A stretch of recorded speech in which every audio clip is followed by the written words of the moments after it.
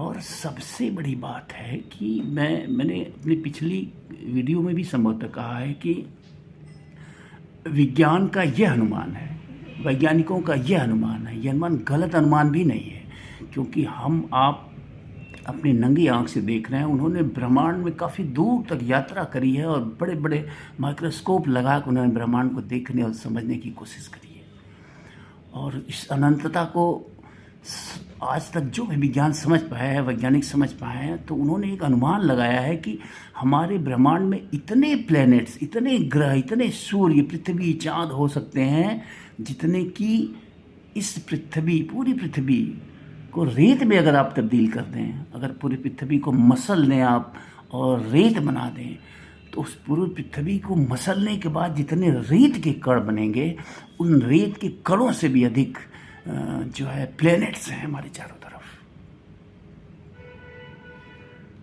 आप कह सकते हैं कि अनंत ऐसी दुनिया हो सकती हैं जैसी हमारी दुनिया है। 1, 2, 3, 4, 500, 200 नहीं, हजारों, लाखों दुनिया ऐसी हो सकती हैं जहां इस तरह की सभ्यताएं या इससे श्रेष्ठ सभ्यताएं हो सकती हैं। सूरज के पीछे हजारों लाखों और सूरज हैं, ऐसे हजारों हजारों लाखों लाखों गुना बड़े वो सूरज हैं। आप इस छोटी सी पृथ्वी जिसकी क्या औकात है, कभी आपने जानने की कोशिश करी है? अगर आप अपने सूर्य को, अपने जो हमारी जो सौर मंडल, एक हमारा सौर मंडल है, उसका जो सूर्य हमारा है, उसके सामने हमारी पृथ्वी की कुल औकात एक मटर के दाने के बराबर है।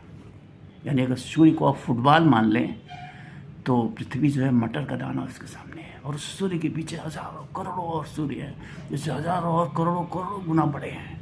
इतने बड़े ब्रह्मांड का रचयिता मंदिर में आके बैठा हुआ है, मस्जिद में आके बैठा हुआ है, गुरुद्वारे में आके बैठा हुआ है, चर्च में आके बैठा हुआ है, या चर्च में जाने वाले को, मंदिर में जाने वाले को, या मस्जिद में माथा पटकने वाले को वो मिल रहा है। असंभव है, इम्पॉसिबल है, ईश्वर की कल्पना भी नहीं की जा सकती है, अकल्पनीय है। वो कहा गया है ना भारतीय अध्यात्म शास्त्र में। अध्यात्म शास्त्र को मैं धर्म से नहीं जोड़ रहा हूँ यहाँ, हमेशा याद रखिए। मैं कभी भी भारतीय अध्यात्म शास्त्र को हिंदू धर्म से नहीं जोड़ के देखता हूँ। आज का जो हिंदू धर्म है ये पूरी तरह से दूषित और प्रदूषित है, इसको बीच बीच में दूषित और प्रदूषित किया गया है। मैं अध्यात्म शास्त्रियों की बात कर रहा हूँ, मनीषियों, ऋषियों की बात कर रहा हूँ।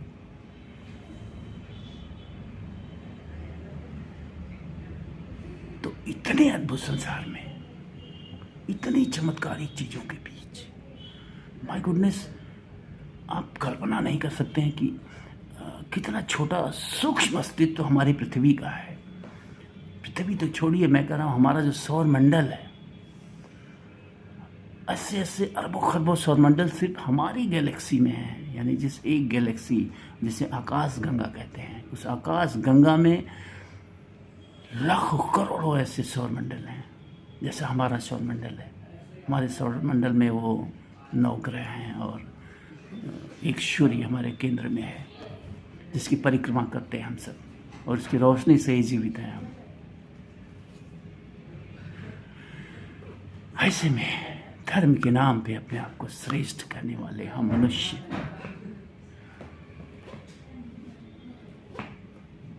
मेरे पास शब्द नहीं है। बस समाज ऐसा विद्रूप हो चुका है, ऐसा जहरीला हो चुका है कि खुल के आलोचना करना भी बड़ा मुश्किल कार्य रह गया आज के ज़माने में। इतनी सूक्ष्म, इतनी छोटी सोच होती गई है। कहाँ 21वीं सदी की तरफ हम बढ़ रहे हैं, विज्ञान की तरफ हम बढ़ रहे हैं, हमारी सोच वैज्ञानिक होनी चाहिए, और कहाँ हम उसके उल्टे जो है अपनी सोच को और छोटा करता जा रहे हैं। अनबिलीवेबल मेरे लिए। अगर मैं सच में जिस ढंग से मैं महसूस करता हूँ वो सारी चीज़ें मैं कहूँ तो मुझे बहुत कुछ कहना पड़ेगा। मैं बार बार कहता हूँ कि धार्मिक ग्रंथ मनुष्यों द्वारा लिखे गए हैं, इनमें कहीं किसी ईश्वर का कोई रोल नहीं है, हो ही नहीं सकता। वो इतना विशाल है, इतना विशाल, इतना अकल्पनीय है, इतना विराट है कि वो जन्म लेने आ रहा है पृथ्वी पे मनुष्य रूप में। नहीं, ये जो पूरी की पूरी सृष्टि है, अगर वैज्ञानिक दृष्टिकोण से जो मैंने अनुभव किया है या जो मैंने एक नज़रिया बनाया है कि ब्रह्मांड एक संरचना है, ईश्वर की एक रचना है जिसको उसने स्वयं संचालित होने के लिए छोड़ दिया है। अगर आप कुछ भौतिक विज्ञान के नियमों को आप देखें तो वो किसी भी परिस्थिति में नहीं बदलते हैं। मौत सबकी आती है, चाहे वो कोई भी हो। छत से गिरने वाले दो व्यक्ति, एक अच्छा या बुरा है तो दोनों को चोट लगेगी। पानी में एक अच्छा व्यक्ति डूब रहा है तो वो भी डूब जाएगा, एक बुरा व्यक्ति डूब रहा है तो वो भी डूब जाएगा। बंदूक की गोली के निशाने पे जो भी आएगा, चाहे अच्छा व्यक्ति हो चाहे बुरा व्यक्ति हो, गोली उसे पार करके निकल जाएगी। ऐसा नहीं कि अच्छे व्यक्ति के लिए कोई आध्यात्मिक या धार्मिक कवच आके रूप खड़ा हो जाता है। हाँ, कभी कोई कोइंसिडेंशली बच जाता है तो लोग कहते हैं अरे बड़े अच्छे आदमी थे इसलिए बच गए। ये that is coincidence, no god intervention at all. God intervention होता तो राम जन्मभूमि मंदिर के लिए 5000 साल संघर्ष करना पड़ता, हजारों हजार साल का संघर्ष, लाखों लाखों लोगों की कुर्बानी। किसके लिए? भगवान राम के घर के लिए, राम मंदिर के लिए। Ram should intervene, Ram could have been intervened. भाई ये तो मेरा घर है, छोड़ो इसको। उनके लिए कितनी बड़ी बात थी, ऐसे उंगली हिलाते और सब सही हो जाता। अल्लाह की मस्जिद तोड़ दी गई, बाबरी मस्जिद, कहाँ बैठे थे अल्लाह? आना चाहिए था ना। उनके घर को गिरा दिया गया, 1 मिनट में चाहते तो बचा लेते।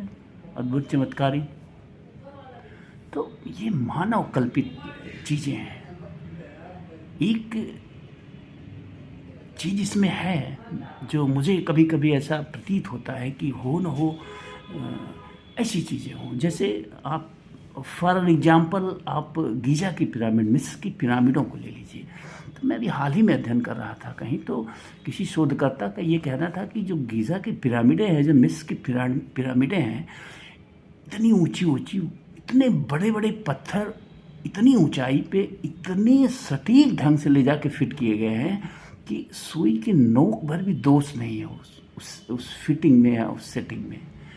तो कहने का मतलब ये है कि आज भी विज्ञान इस 21वीं सदी में भी ऐसा कोई यंत्र नहीं बना पाया कि जो गीज़ा की पिरामिड से जो पत्थर बड़े बड़े लगे हैं उसको इतनी ऊंचाई तक उठा के ले जाके सेट कर पाए। नहीं बना पाया है विज्ञान आज तक भी ऐसी मशीन। तो कैसे हुआ होगा ये? कल्पना करिए, इमेजिनेशन करिए कि कैसे हुआ होगा ये। अगर हम आज के मानव जो तकनीकी रूप से इतने सक्षम हैं, ऐसा कर पाने में असफल हैं, तो हजारों साल पहले के वो लोग जो आज की वैज्ञानिक तकनीकी से एकदम अनभिज्ञ थे, वो कैसे कर पाए इसको? तो एक आइडिया जो मेरे मन में आता है कभी कभी, वो आइडिया ये है कि जैसा कि मैंने कहा कि हमारा ब्रह्मांड अनंत है, अनंत अनंत अनंत है। हमारी पृथ्वी जैसी हजारों लाखों करोड़ों पृथ्वियाँ हो सकती हैं। हमसे श्रेष्ठ मानव हो सकते हैं, हमसे श्रेष्ठ इंसान या जानवर जो भी कहिए, हमसे श्रेष्ठ विकसित मस्तिष्क वाले लोग हो सकते हैं। तो एक संभावना ये बनती है कि पीछे की जो हमारी मिथोलॉजिकल स्टोरीज हैं वो सत्य हों। बहुत सारे प्रमाण मिलते भी हैं, जैसे राम सेतु का प्रमाण मिलता है कि राम सेतु बनाया गया था पुल्लंका जाने के लिए।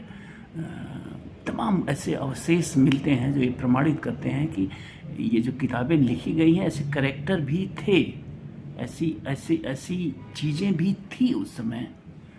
तो हो न हो ये जिन्हें हम भगवान राम या भगवान कृष्ण या मोहम्मद साहब या जीसस या गुरु गोविंद सिंह या इस तरह की जो महान धार्मिक हस्तियां रहे हैं, जिन्हें हम ईश्वर के रूप में जानते पहचानते हैं, हो न हो ये एलियंस रहे हों, यानी किसी परग्रही रहे हों जो हमसे बहुत ज़्यादा सशक्त रहे हों। और ये आपके सामने अगर कोई व्यक्ति अचानक से ऐसा कोई व्यक्ति प्रकट हो जाए जो इस ढंग के चमत्कार कर पाए, कि वो आपसे कहे कि एक वर मांगो, आप कहें कि मुझे ढेर सारा सोने का सिक्का चाहिए, और वैसे हाथ उठाया भरभरा के जो है ढेर सारे सोने के सिक्के गिर जाएं, तो आप तो उसे ईश्वर ही मानोगे ना।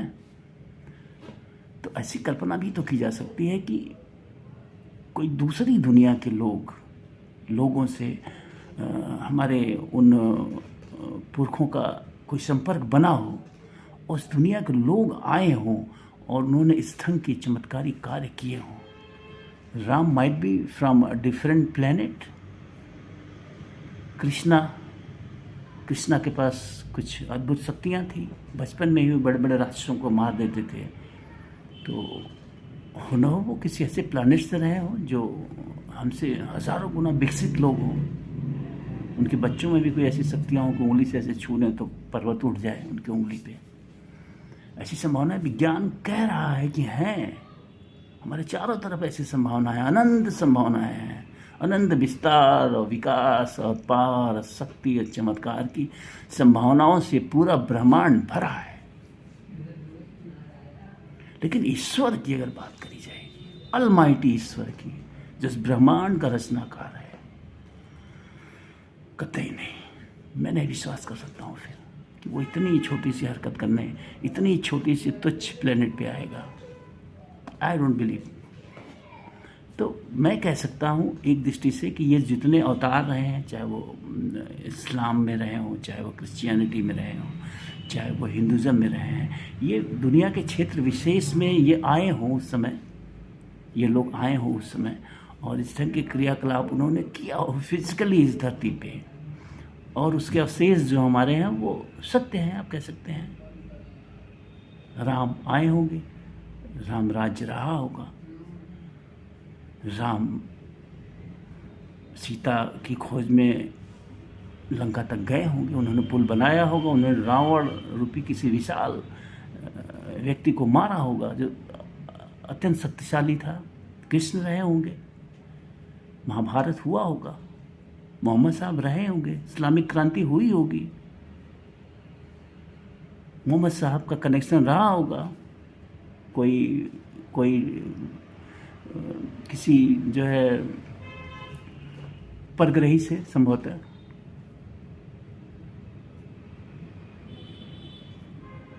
तो इस तरह की एक कल्पना की जा सकती है। बस ये एक क्या कह सकते हैं, ये एक कल्पना मात्र है, एक थ्योरी है बस। ये एक अनुमान है कि ऐसा भी हो सकता है। लेकिन ईश्वर के अस्तित्व की जहाँ तक बात आती है, मैं वहाँ इन सारी चीज़ों को नहीं विश्वास करता हूँ। ईश्वर को लेकर मेरा जो नज़रिया है वो बहुत विराट है। जब मैं आँखें बंद करता हूँ तो नहीं कल्पना कर पाता हूँ। और शास्त्रों में अकल्पनीय कहा भी गया है, तमाम जगह पे कहा गया ईश्वर अकल्पनीय है, जिसकी आप कल्पना भी नहीं कर सकते हैं।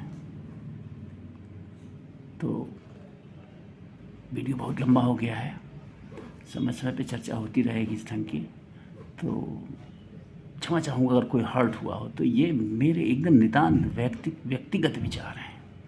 लेकिन धर्म के नाम पे जो युद्ध हैं, जो झगड़े हैं, ये गलत हैं। इनको कहीं से भी जस्टिफाई नहीं किया जा सकता है। कोई भी जरा सा भी समझदार व्यक्ति इन धार्मिक झगड़ों को जस्टिफाई नहीं कर सकता है। धर्म को, इंसानों को अलग नहीं कर सकता है। जाति के नाम पे इंसान और इंसान के बीच जो है भेद नहीं कर सकता है। अगर ऐसा कोई करता है तो निश्चित रूप से वो एकदम अल्प बुद्धि है। मैं कहूँगा एकदम छोटी सोच उसकी है। वो जहाँ से पैदा हुआ था, जहाँ से हमारी सभ्यता शुरू हुई थी कि हम एक जानवर थे, वो वहीं का वहीं पड़ा हुआ असभ्य, बर्बर, जंगली, पाषाण युगीन। मैं बस यही कहूँगा उसके लिए। इससे ज़्यादा कुछ मेरे पास शब्द नहीं है। धन्यवाद मित्रों, फिर मिलेंगे।